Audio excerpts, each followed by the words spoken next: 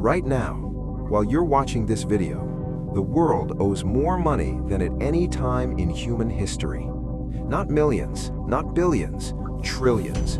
Governments, corporations, families, all borrowing, all spending, all hoping the system keeps working. But what happens when the debt becomes too heavy to carry? This is the global debt bomb. The world built on borrowed money. Debt is not new. Nations have always borrowed during wars, recessions, and emergencies. But after major global crises like the 2008 financial collapse and the pandemic, something changed. Governments printed money, central banks lowered interest rates, loans became cheap, and borrowing exploded.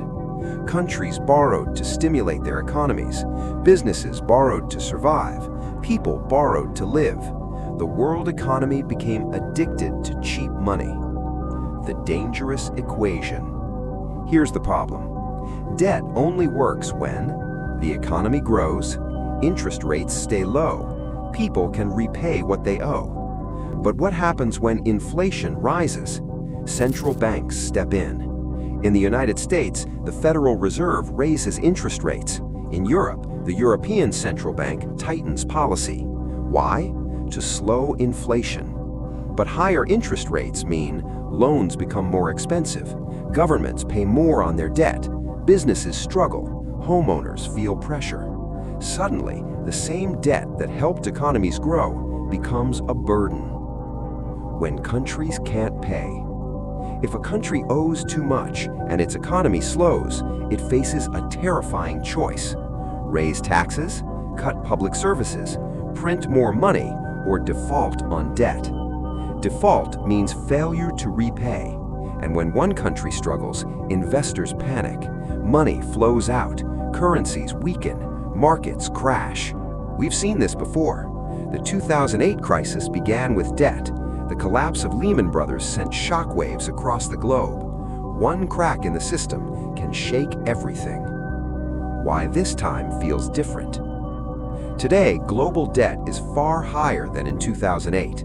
Governments owe record amounts. Corporate debt is massive. Household debt keeps rising. And here's the dangerous part. Interest rates are no longer near zero. The cost of borrowing is increasing. That means refinancing old debt becomes harder. Imagine paying off one loan with another, but the new loan is more expensive. That's what many nations are facing. This is how financial pressure builds silently before a crisis explodes. How this could shape the next crisis. The next financial crisis may not begin with banks. It could begin with sovereign debt, government debt.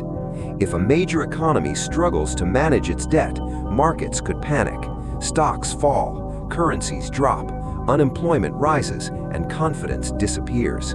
Because the financial system runs on one thing, trust. If people lose trust, the system freezes. What this means for you. You might not trade stocks, you might not work in finance, but debt crises affect everyone. Jobs disappear, prices rise, opportunities shrink. Understanding debt helps you prepare, because in every crisis there are two groups of people, those who panic and those who understand what's happening.